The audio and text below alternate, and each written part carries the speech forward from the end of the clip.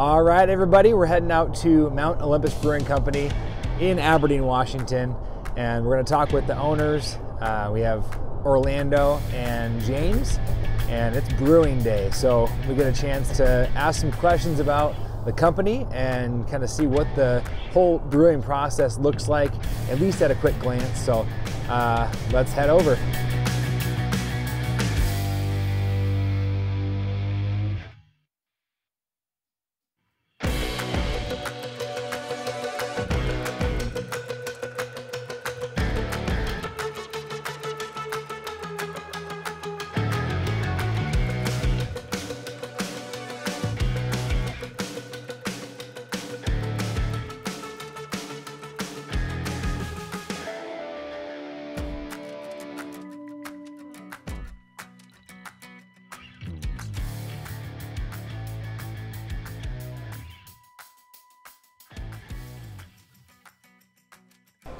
I'm Jason Atwood with Olympus Real Estate, and I'm here today with Orlando Maldonado. I'm the head brewer here at Mount Olympus Brewing. And I'm James Lundgren. I'm his assistant and one of the owners as well. We want to just kind of stop by and obviously try out some beer and just kind of see where Mount Olympus started and all the fun stuff surrounding the brewing process. And I guess my first question is, where did you guys learn to brew?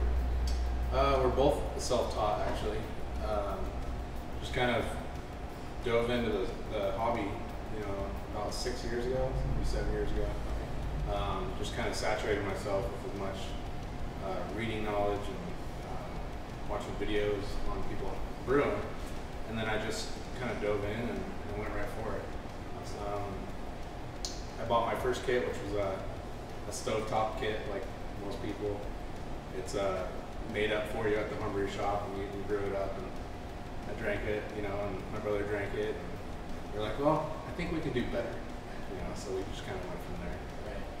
And then I started about 6 months after him because I wanted to get into it just because I saw the fermentation process, seeing the movement inside the carboy was just amazing. So I was like, Orlando, come over, I'm going to do a batch, I need some help.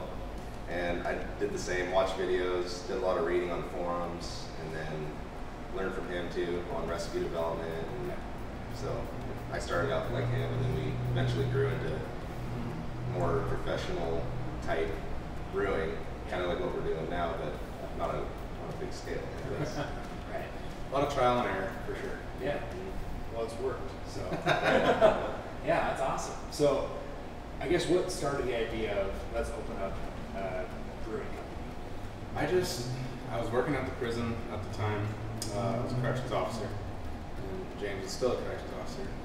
And I found a hobby that I loved, and I kept reading all these books on all these brewers, who started out as a home brewer, and just kind of went around to different breweries and taught themselves, or learned from other guys. And I just thought, this is really fun.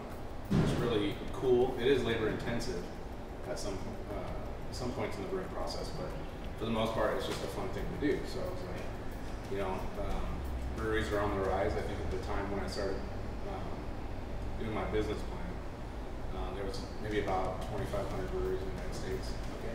And I think by the time it came to fruition and we broke ground here, there was about 4,500 breweries.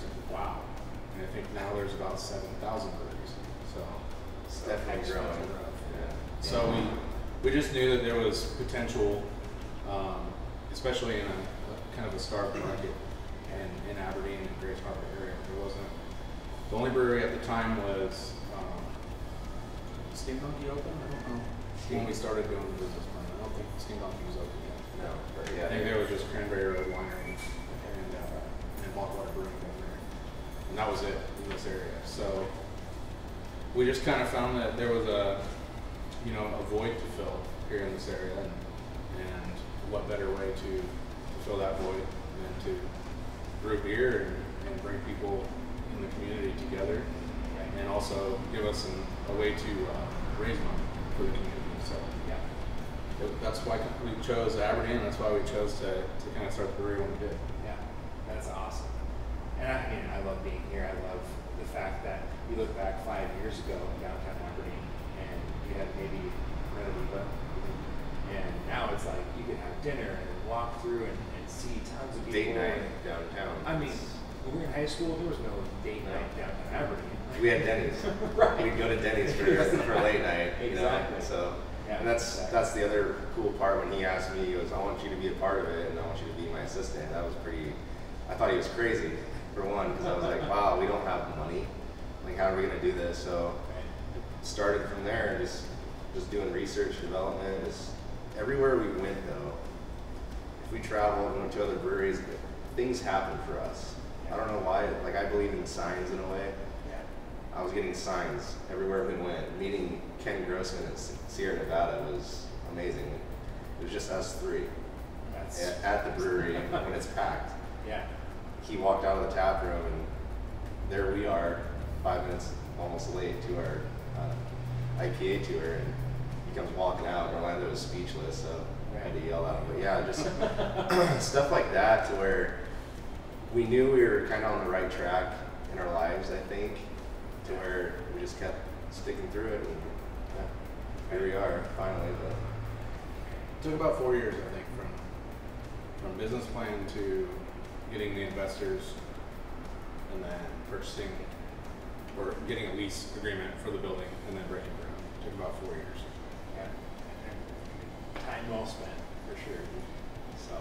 So 2 more questions. First, what's your favorite beer here? Favorite beer here? Yeah. I would say the one that you're drinking right now, the Hawaiian Chieftain. That's good stuff. IPAs in general, that's, I think both of us are Hot heads. But, yeah. But the Chieftain's, kind of a hazy style double IPA, big tropical fruit flavors, but the name is kind of a play on words in a way, but we all know here in Aberdeen that the Hawaiian Chieftain is one of the tall ships that come forward. So that's why we named it that, but it kind of is fitting with the pineapple and tropical fruit flavors that we have in beer. So yeah, it's phenomenal. Thank you. I mean, I would say the Chieftain's probably, I can only drink 2 of them or else, and then I'll fall asleep. But Right. I mean, just in general, I love our IPAs. It's cool though, because like a lot of our beer styles that we come out with, that he makes the recipes, it's balanced. That's what we went for home brewing too. Is all of our beer is balanced, and I don't know. I think I would say this Come As You Are fresh hop turned out really well. Lupulin Fields is probably one of my other favorites, because that's one of our go-tos. Same as the Chieftain. So. Right. it's kind of funny because I'm a true style brewer, meaning that when I first started home brewing, I always was like, nope, the style says that it needs to be in these guidelines, so I would always stick to it. And James was like, no, you should just throw something in there, or whatever. I'm like, nope, I'm to style.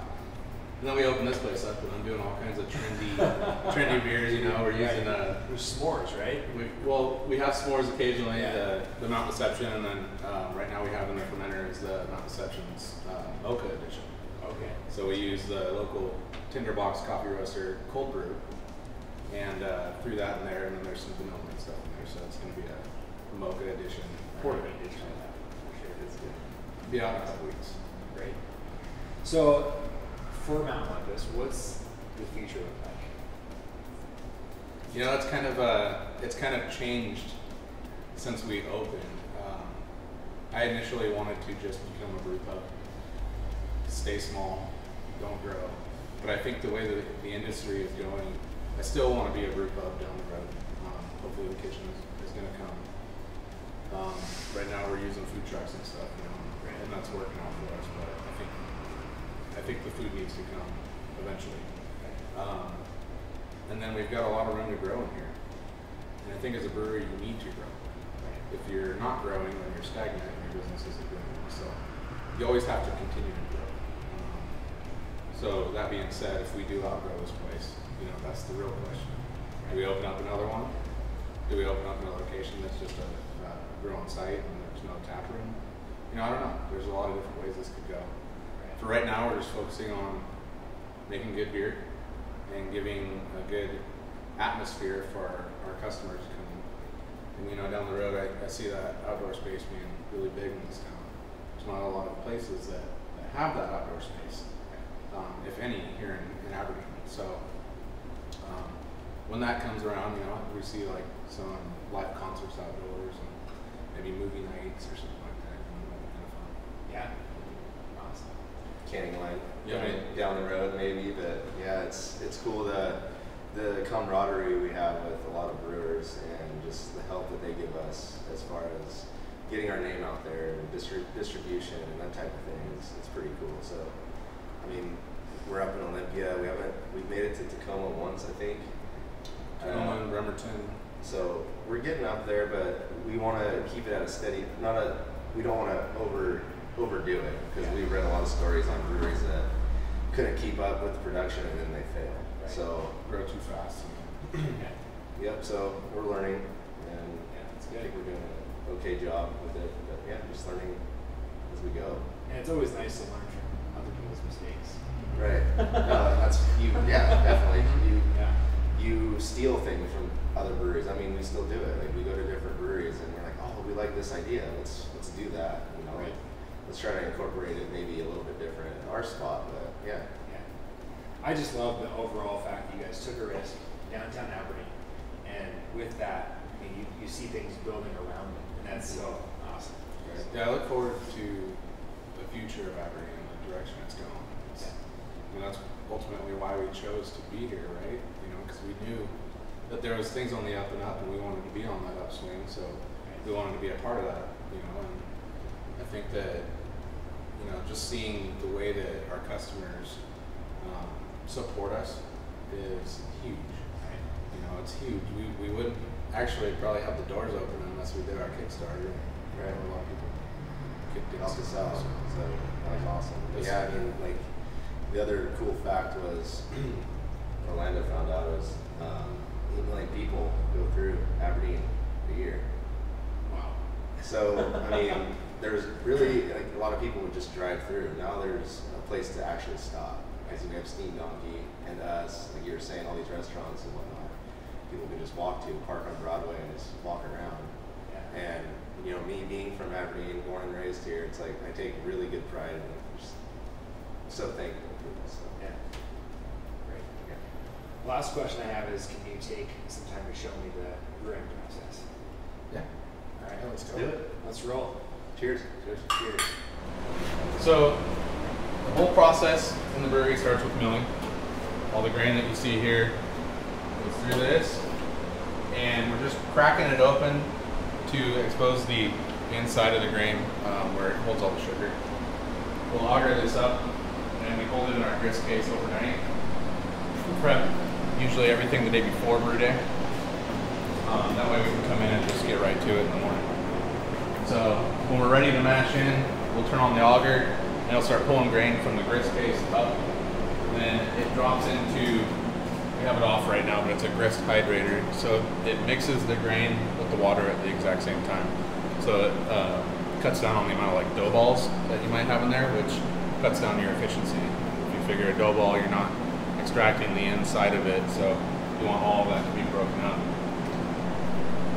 So inside the mash tun, we just got done brewing, but you have rakes, and then you've got your grate right here that you use to pull from the bottom, so you're getting pure liquid instead of getting all the grain husks. So we'll mash in here for about an hour, and you're extracting sugars. At certain mash temps, you extract long chain or short chain sugars. Once we're done mashing, we'll recirculate through this, through the piping until it runs clear. And then we're pulling clear wort.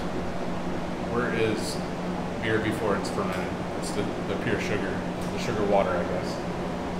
And it goes over to the brew kettle. The brew kettle is 7 barrel, and we fill this to about here. These are jacketed, so we use steam to heat our kettles. We'll boil it for anywhere from an hour to 2 hours, depending on the beer style. And that's when we throw in our hops at certain times. Whether we want bitterness and flavor determines at what point in the brew process they want it. From the boil kettle, we'll come through the piping. And now we're missing our grant that's in line. It's sitting right behind you.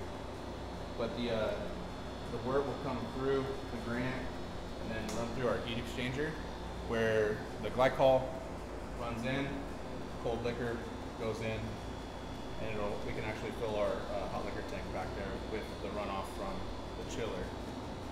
So we'll go from about, anywhere from 212 to about 190 degrees, and run through the heat exchange, and we'll drop temps going to the fermenter to about 62 degrees.